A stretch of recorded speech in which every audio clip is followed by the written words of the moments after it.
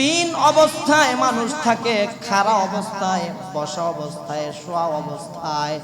এই তিন অবস্থা ছাড়া মানুষ থাকতে পারে না।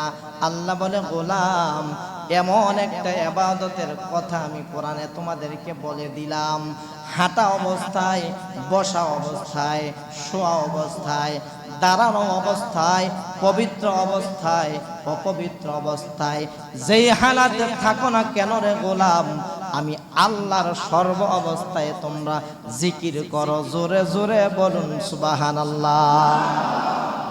ইমাম রাজি রহমাতুল্লাহ আলাইহি, আইয়ুহাল্লাযীনা আমানু যকুরুল্লাহা যিকরান